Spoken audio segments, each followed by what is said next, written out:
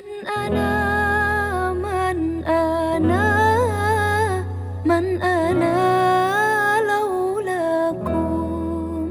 Assalamualaikum warahmatullahi wabarakatuh. Baik, langsung saja teman-teman sekalian. Di sini kami dari kelompok 1 akan mempresentasikan isi makalah kami yang berjudul mengenai konsep dasar psikologi agama, yang mana saya akan menjelaskan mengenai psikologi agama sebagai disiplin ilmu. Psikologi agama sebagai disiplin ilmu ialah sebagai sebuah pengetahuan ilmiah yang didasarkan pada syarat. Yang pertama itu metode, kemudian yang pertama itu objek, kemudian yang kedua itu metode. Yang mana dengan kualifikasi inilah satu disiplin ilmu menjadi dapat diterima di jajaran ilmu-ilmu lainnya. Psikologi agama membahas cara praktis mengenai tentang keagamaan yang secara spesifik. Yang pertama itu objek, yaitu yang menjadi objek psikologi agama ialah gejala-gejala kejiwaan dalam kaitannya dengan relasi keagamaan dan mekanisme antara keduanya. Kemudian sedangkan objek pembahasan psikologi agama ialah gejala-gejala praktis mengenai tentang tingkah laku kejiwaan keberagamaan seseorang. Sikap keagamaan seseorang yaitu mengenai yang ada dalam diri seseorang yang mendorongnya untuk bertingkah laku sesuai dengan ketaatannya pada agama yang dianutnya. Kemudian yang kedua itu ialah metode penelitian psikologi agama. Sebagai sebuah disiplin ilmu, psikologi agama telah mengumpulkan data-data dan konsep-konsep penelitian psikologi agama melalui berbagai metode. Yang mana yang pertama itu ialah bisa dengan menggunakan metode dokumen pribadi, yaitu kita bisa lihat dari biografi seseorang tersebut, bagaimana catatan-catatan mengenai tentang bagaimana keagamaan seseorang tersebut. Kemudian yang kedua bisa dengan menggunakan angket. Angket di sini ialah kita dapat mengetahui bagaimana pengalaman proses keagamaan seseorang. Bisa juga dengan yang ketiga menggunakan wawancara, bisa secara langsung ataupun tidak langsung. Kemudian yang keempat itu bisa kita dengan menggunakan tes. Kita tes seseorang tersebut bagaimana pengetahuannya tentang keagamaan. Nah, dengan begitu kita akan mengetahui bagaimana tingkah laku keagamaan seseorang tersebut. Bisa juga dengan yang kelima itu menggunakan dengan eksperimen. Yang keenam itu bisa dengan observasi melalui pendekatan sosiologi dan antropologi. Kemudian yang ketujuh itu bisa dengan menggunakan pendekatan terhadap perkembangan.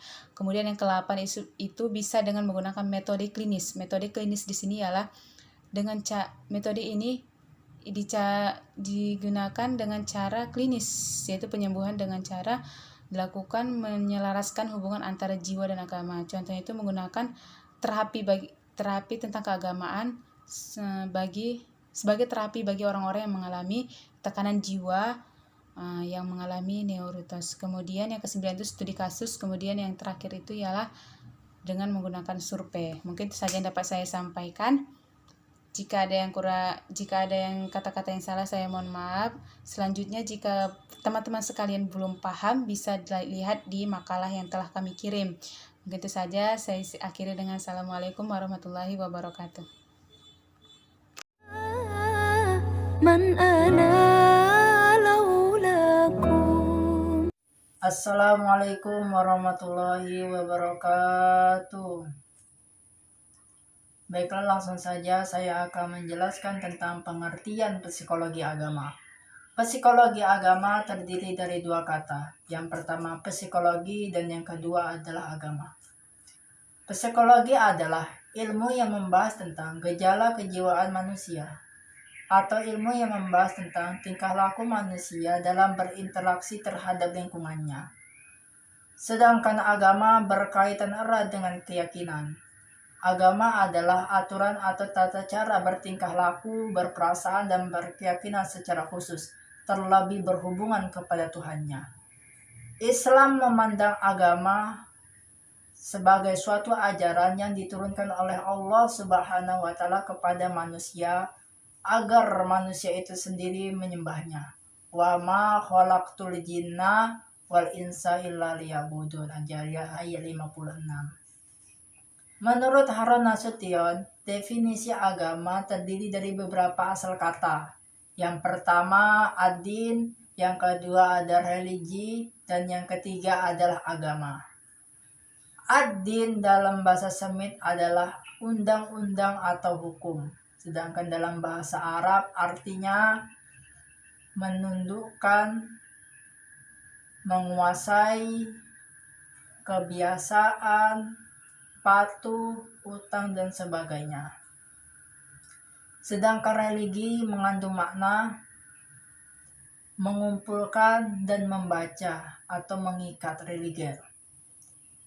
Sedangkan agama berasal dari bahasa Sanskerta, a yang berarti tidak atau tak, gama berarti pergi, atau dalam naskah lain disebutkan kacau, mengandung arti tidak kacau atau tidak pergi.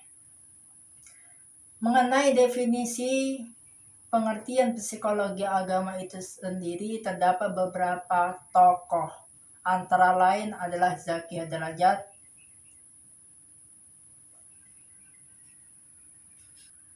dan yang kedua adalah Jalaluddin dan Ramayulis, dan yang ketiga adalah Taules. Jadi dapat saya simpulkan bahwa psikologi agama adalah yang membahas tentang tingkah laku manusia dalam keyakinannya, terlebih hubungannya kepada Tuhan. Assalamualaikum warahmatullahi wabarakatuh. Di sini saya akan menjelaskan tentang ruang lingkup, objek, dan kegunaan dari psikologi agama. Yang pertama itu mengenai ruang lingkup psikologi agama. Jadi, psikologi agama ini mencakup gejala-gejala kejiwaan yang ada kaitannya dengan realitas keagamaan atau amalia. Jadi di sini Zaki Derajat membagi kepada 5 ruang lingkup dari psikologi agama ini. Yang pertama itu berbagai macam emosi di luar kesadaran dari manusia tersebut. Jadi yang timbul dalam kehidupan beragama manusia, misalnya seperti rasa tenang, rasa putus asa, dan lainnya. Kemudian yang kedua, bagaimana perasaan dan pengalaman seseorang secara individu terhadap Tuhannya. Jadi di sini ruang lingkup yang kedua ini menjelaskan bahwa pengalaman seseorang itu seperti kelegaan batin atau rasa puas gitu, seperti itu. Kemudian yang ketiga, mempelajari, meneliti, dan menganalisis pengaruh kepercayaan akan adanya kehidupan sesudah mati gitu. Kemudian yang keempat, meneliti dan mempelajari kesadaran dan perasaan orang terhadap kepercayaan yang berhubungan dengan surga dan neraka. Dan yang kelima, meneliti dan mempelajari bagaimana penghayatan seseorang terhadap ayat suci. Jadi di sini ruang lingkupnya ada 5 yang disebutkan oleh Zaki Derajat. Kemudian yang kedua mengenai objek dari psikologi agama. Di sini ada 2 objek dari psikologi agama. Yang pertama itu membahas tentang kesadaran agama, dan kedua membahas tentang pengalaman agama. Yang pertama itu kesadaran agama. Jadi kesadaran agama ini yaitu aspek pengetahuan dan pengakuan agama yang ada dalam diri manusia. Jadi kesadaran agama ini mencakup kemampuan untuk mengenal Tuhan, mengikuti Tuhan, mengingkari Tuhan, taat dan patuh kepada Tuhan. Jadi di situ dijelaskan bahwa kesadaran beragama ini ketika sudah sadar dalam beragama, dia akan disitulah timbul dia akan mengenal Tuhan atau taat dan patuh kepada Tuhan gitu. Kemudian yang kedua yaitu pengalaman beragama. Jadi pengalaman beragama ini adalah perasaan yang muncul dalam diri seseorang setelah menjalankan ajaran agama. Pengalaman agama ini dapat didapat ketika kita misalnya seperti pengalaman mistis, seperti sholat, seperti mati suri, dan lain-lain sebagainya. Kemudian yang ketiga yaitu kegunaan dari psikologi agama.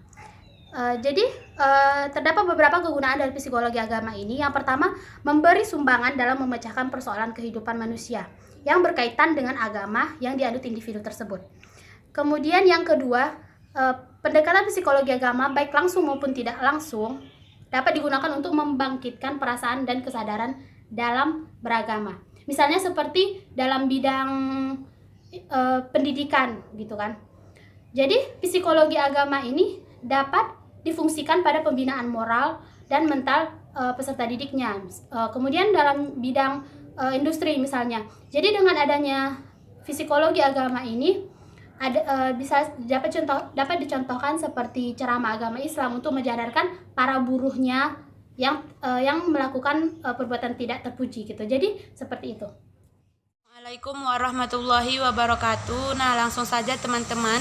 Kali ini saya akan membahas mengenai keterkaitan antara psikologi agama dengan pendidikan agama Islam.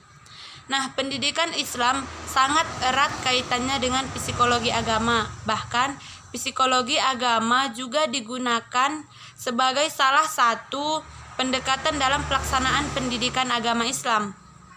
Nah, perkembangan agama pada masa anak terjadi melalui pengalaman hidupnya sejak kecil dalam keluarga, di sekolah, dan di lingkungan masyarakat. Jadi, agar dapat membawa anak pada perkembangan yang diharapkan tentu saja tidaklah mudah, melainkan seorang guru agama Islam itu harus memiliki kepribadian guru agama itu sendiri, yang mana dia harus mempunyai pribadi yang baik dan dapat dijadikan contoh dari pendidikan agama yang telah diajarkan kepada anak didiknya. Dan kemudian seorang guru itu harus pengertian dan berkemampuannya untuk memahami perkembangan jiwa anak serta perbedaan perorangan antara anak yang satu dan anak yang lainnya. Nah, selanjutnya untuk membina agar mempunyai sifat-sifat terpuji tidaklah mungkin dengan pengertian saja, akan tetapi membiasakannya untuk melakukan yang baik dan diharapkan nanti dia akan mempunyai sifat-sifat itu dan menjauhi sifat-sifat yang tercela. Nah, adapun hubungan antara murid dengan guru itu sangatlah erat dan hendaknya berdasarkan pengertian dan kasih sayang, sehingga murid itu hormat dan sayang kepada gurunya, bukan takut dan benci. Hubungan yang baik itu akan membantu kecintaan, baik itu akan membantu kecintaan anak dengan pelajaran yang diberi kepadanya. Dengan demikian hasil pendidikan dengan lebih baik daripada hubungan yang didasarkan takut atau benci. Ya Maulana, ya Sami'u